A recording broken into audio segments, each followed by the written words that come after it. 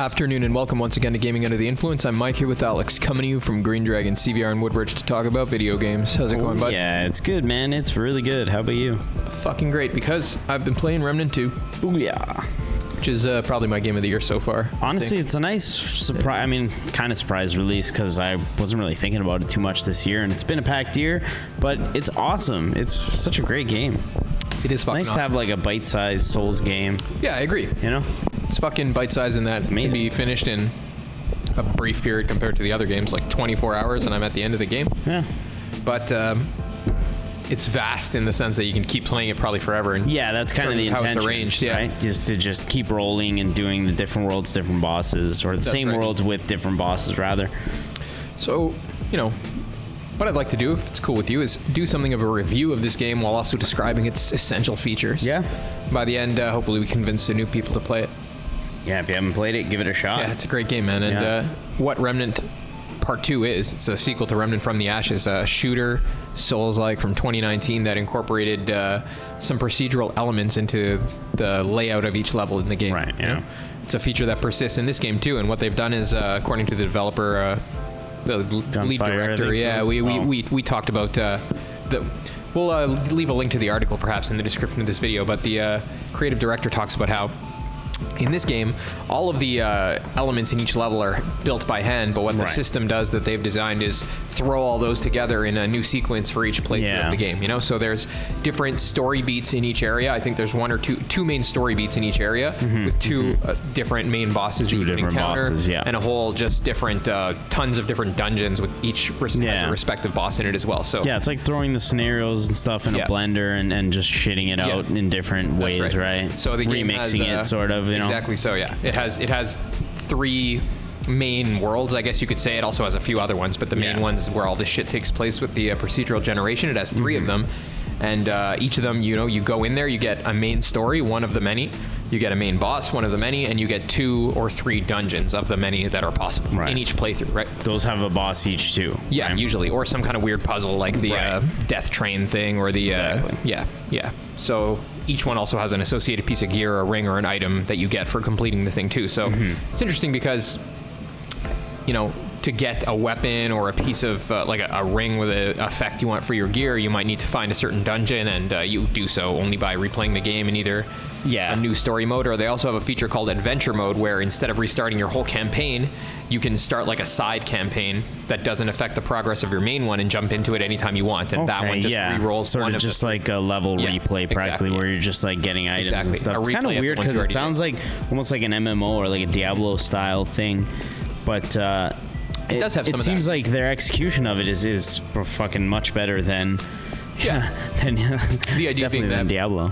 You know, maybe in one of those games you'd grind out the same dungeon with higher numbers but the same fucking elements, and here you have the opportunity to replay the game but with different dungeons, different enemies, different stories. Exactly. And on top of that, you're probably picking up things that let you sort of fine-tune and refine your build over the course of time. You still get stronger and level up, right? It's you can bump up the difficulty, of course, and maybe you get even better drops. I don't know. Yeah. But there's not like an aggressive like loot system. No. You know, like an egregious same kind of thing as Dark Souls, exactly. Even like a store with microtransactions. No. Exactly. It's way more geared like towards like a Souls game. Yeah, it's Souls-like. With those features incorporated, which is amazing. There's like a set of progression materials, only one, different kinds of iron used for all weapons. Yeah. You need some currency, and then you need fucking to just progress through the game to a certain point, you know, to get the item itself. But that's how all upgrading works. And there's only 20 levels per each weapon, you know? Nice, yeah. Yeah. And I think by the end of your first playthrough, you're supposed to get the weapons to around 10 or 12. Yeah, so it leaves a lot of room to re-roll your worlds and to, you know, play different remixed, I guess. That's right. Well, there's even new scenarios, because the first time you play through the game, you don't see nearly everything it has to offer. And each of the 3 worlds, you'll get a literal different story for that world when you go. Like, you got one different than me, and then Darude one there, for example. Yeah, I think I was asking you about something. You basically had no idea what I was talking about. But I went and looked it up after, and there's a few different ones. And, you know, like, some of the differences are pretty significant. There's a world called Lossum, which is kind of like totally a riff on Dark Souls, as I mentioned to you. Like, the inner spaces look like Anor Londo, and outside it looks like Yharnam there from Bloodborne. But I got the quest where you're supposed to fight one of the 2 versions of this imposter king that's destroyed the elf king there and took in his place or some shit. But there's another version of the quest where there's this like elf goddess you meet underneath the palace or whatever, and you have to fight her instead of this elf guy in a different version of the quest. Yeah, so it depends on where you start, and it gives you a different storyline inside of the thing. Yeah, it's quite cool. That's awesome. Redid the Yisha world in adventure mode. I think that's what it's called. Forgive me if I'm wrong. Which one was that? The third? The forest one. The fourth one. The forest one with the trees. Oh, the forest. Sorry. Okay, gotcha. And I just re-rolled it for adventure mode, and right when I stepped inside, I had gotten a different story and starting point in the map than when I played it the original time. So that's a neat feature here. Like, procedural generation can suck because though it brings replayability and like scope, it does so at the expense of like the intelligibility of what's been made. Yeah, right? The originality, the creativity and stuff. Like it just kind of numerically. You can tell, right? Yeah.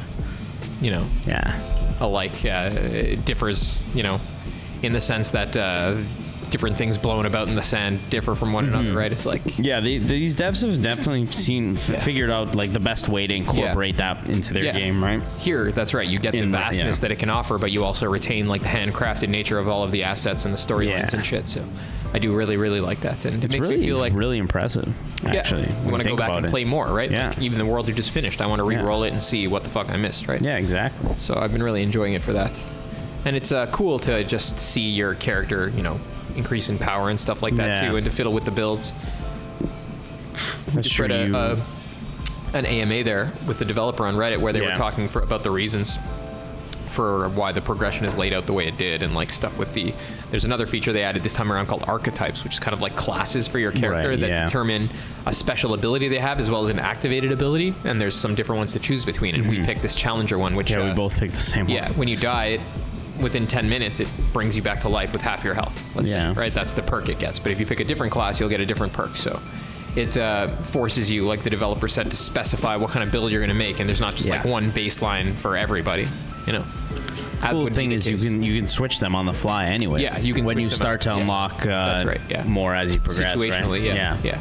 I always switch between the summoner and engineer for my secondary one, depending on if I need ranged attacks, like the engineer has a machine gun turret, or a melee from the summoner, the monsters. So it's a excellent game in that respect. And another cool thing about it is the world building and the story. Like, it's not, concerned especially with like character progression. Very hands off. Nonsense. You have to very much like a Souls, which really is what it's emulating more often than not. So you really have to dig in and kind of figure it out yourself, right? Oh yeah, for sure. It has a very like figure it out dummy kind of attitude to it.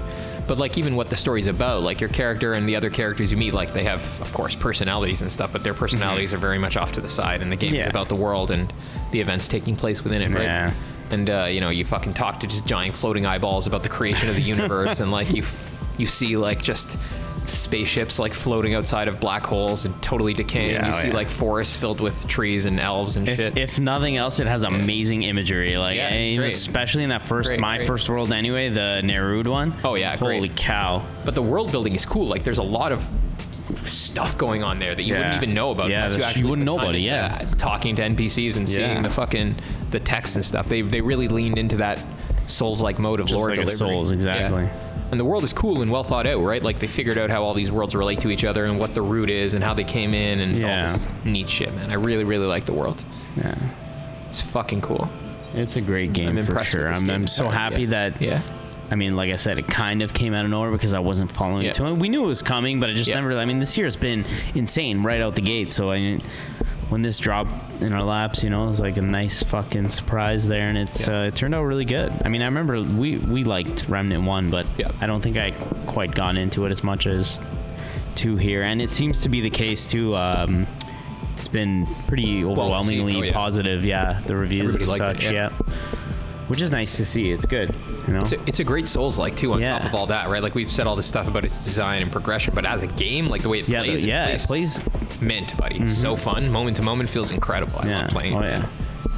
You get really into it. And it's intense. Like I mean, it really, especially right out the gate, it has like that Souls thing for me where it's a very fine line between me raging and quitting forever, throwing the disc out the window and fuck this, or like diving into it and getting addicted, right? And I made it through that first like fucking 2 hour thing. It's definitely got this design style where they like their fucking choice is always to just bombard you from 50 fucking That's directions. the thing. It's funny because it's like a Souls, but like you don't have as much control over the like your battlefield, I guess, so to speak, where you can kind of like draw people in one at a time and sort of take it at your own pace. The game just fucking mobbed all bombards you. Yeah, even in the boss fights, you're just getting fucked. Oh yeah, there's no like you versus a boss. It's all they're all mobbed up. Yeah. Always there's crowd control in the boss battle. Oh yeah. That's why I found the summoner class useful because of the ads it spawns. And you can just kind of control a bit. Yeah. It hardly seems to break the attention of the bosses though, but when it comes to other enemies, it's worth it. Yeah, I've fucking been loving Remnant, man. Yeah, same. Really impressed with this game. And it came from a, I guess what you'd call a AA studio. They're now owned by THQ Nordic, but wasn't even a full price game. No, it was like $50 Canadian. Yeah. What are the chances the next one is like a AAA big banger? Remnant 3. Not very much. Maybe not. Yeah, hopefully not. I mean, Remnant 1 and 2 were both like the same, similar. Like AA pricing. I don't know what to call it. Like THQ Nordic style. Yeah, they're doing good things in the industry. You know what's sick though? That like I'm down for it because I mean whatever. Fuck the price, doesn't matter. Like it's a great game for what it is, and like if they release DLC, I would gladly jump in and give you more. Sure. They will for sure, right? Yeah, they did with Remnant. The same 1, structure as the first game, 4 worlds, 3 and Earth right off the bat, and then. Yeah, and we'll get. That's awesome. I'd be excited to jump into that right away.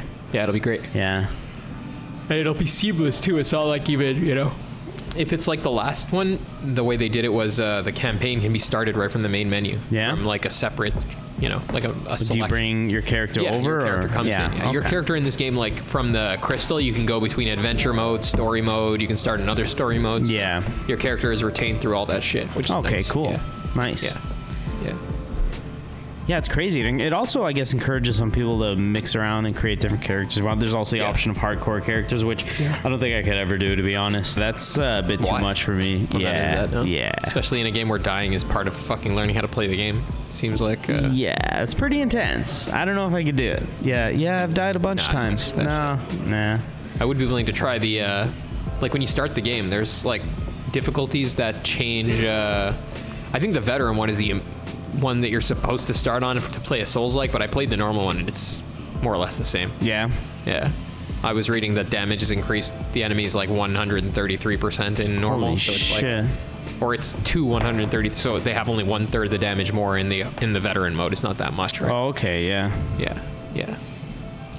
So I don't know. I don't really know what to make of all that, but I have found the veteran mode to be what I would want. That's the second one, right? Yeah. The same one that I picked the first difficulty, and I didn't even get past the first 10 minutes just because I was like, I just had a feeling it wasn't going to be like the right one for a good experience there. So I picked the second difficulty, which is like, it's kind of like easy and normal, I would say, right? Easy and like normal, I would call, because then there's another one and there's more you unlock down after that, right? The third one, it says you're only supposed to play with a fucking geared up character, so I didn't... Yeah, so no, I wouldn't even. It says not recommended as at a starting point. It explicitly states that. That's right. Yeah. I didn't have gear. So I bumped down to the middle one, which is I assume would be like a normal starting point. That's what it said the developers had intended as. Yeah, and it feels good. It's a nice balanced difficulty. If I had to describe it, like, it's obviously very similar to Souls game. That's what they're going for. But I don't even feel like it's that hard and frustrating. Like we struggled, on some of the bosses, but not like to the point where you're wasting hours and hours fighting them over and over. Like like maybe like 10 or 15 fucking tries, maybe something in the realm of that. An hour is the most I've seen. Yeah, and you're not fucking raging, but it's hard enough that it tests you and pushes you enough to like feel really good about it after, like still give out like a fuck yeah, the sense of triumph for overcoming the game. Like those moments, the Souls moments. They feel so good. Yeah, it's pretty cool, man. I really do enjoy those parts too. Every time I play a boss, I do feel that way. Even if it's an easy one, it's not the easiest thing to overcome, right? Yeah, it's never just like, Final Fantasy 16 where you just jump in and kind of just roll through it, right? Yeah, it's good stuff. What a great game. The story is pretty cool too. It actually picks up right where the last one left off because in the DLC you save that girl Clementine from... she was in the first? Yeah, she was on this other world and you bring her back and then she flees to go fucking... Because the root, like you got them off of Earth, but they still exist, Yeah. And I think the last boss of this game, fucking obviously it's a spoiler, it's supposed to be like the root thing in itself there. Yeah, so fuck, makes sense. I really like Remnant 2. It's a fucking knockout. This caliber of game design in terms of the budget and what they're attempting to do, I really, really like. It's honestly really impressive, and I agree. In terms of the scope, right? It's not a massive Elden Ring style game, but it's not a fucking, you know. It doesn't have to be. It reminds me of like Mortal Shell, you know, similar length, I think, where, you know, be in a couple of days kind of thing, not too... It's perhaps a little bigger in terms of like the potential stuff in there, because Mortal Shell actually had like 4 bosses. Yeah, that actually had a pretty small overworld map and like a couple dungeons. But the amount of time to beat it, though. But yeah. In one playthrough. Yeah, similar like bite-sized Souls chunk with enough to fucking, you know, and this one actually with tons of replayability, up to way more than that game. But yeah, it reminds me of Nier in that sense, like to see the thing you have to complete more than one. Yeah, actually, you're right. Yeah. The story's cool though. I like how it all fucking makes sense and picks up from the last game, and how the world is coherent and a interesting and logical place you want to inhabit. You know? Oh yeah. I like how they're unafraid of like references in designing these worlds. Like the sci-fi world is pure like the Matrix and Aliens. Yeah, the fucking spacey, desolate, dark, like blue. Oh, I love it so much. That's my favorite. Like you see like scenes just replicated from your favorite movies, essentially, like that fucking space jockey with the open chest from the Alien movies, and those towers of like pods with life forms in them. God. Yeah. So cool. Yeah, it's wonderful. And then, you know, one of the areas is just a complete reference to Bjarnam and Anne Orlando, and the other one, the developer said it's like Pan's Labyrinth. So which they all have awesome too. Cool aesthetic, cool really combination of aesthetics. Yeah. It'd be cool if one of them was like some underwater, like fucking. That would be interesting. Fucking like base in the sea or something like that. That would be a cool environment to take it in. Yeah. Maybe for the DLC. I wonder what it's gonna be. Yeah, man. I don't know. That's really all I got for this game. Pretty much completed it. One run through with a little bit of adventure mode, and it's an excellent game. Yeah.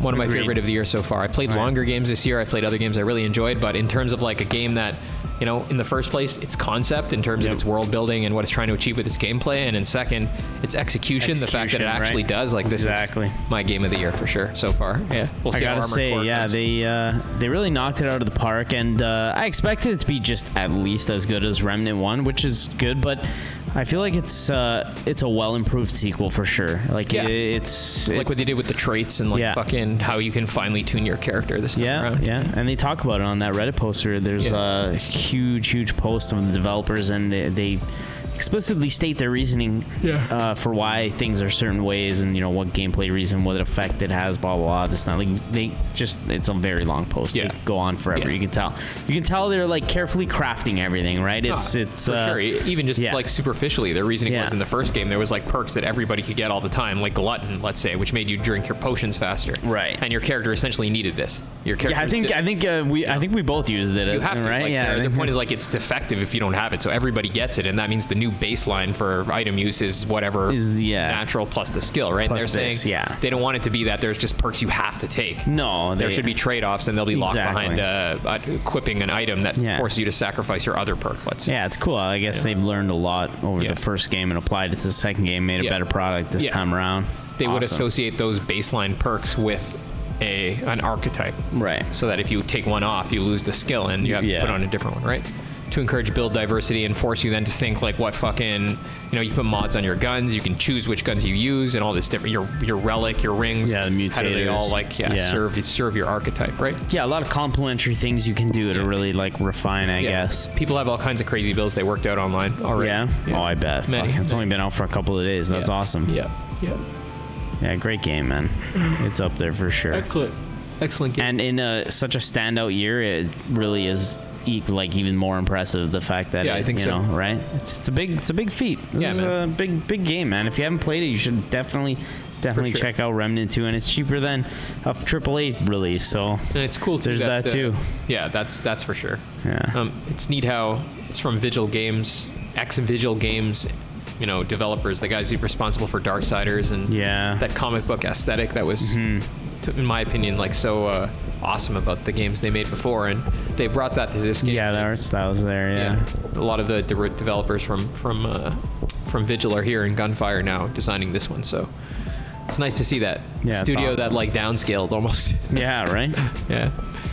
they were bought out by THQ Nordic, who we said before they're doing interesting things in the industry, but it's probably a topic for another day. Oh yeah. Yeah. You say we cut her off there? Yeah, I think we're good. Thank you guys very much. I hope you too enjoy Remnant from the Ashes too. Go pick her up.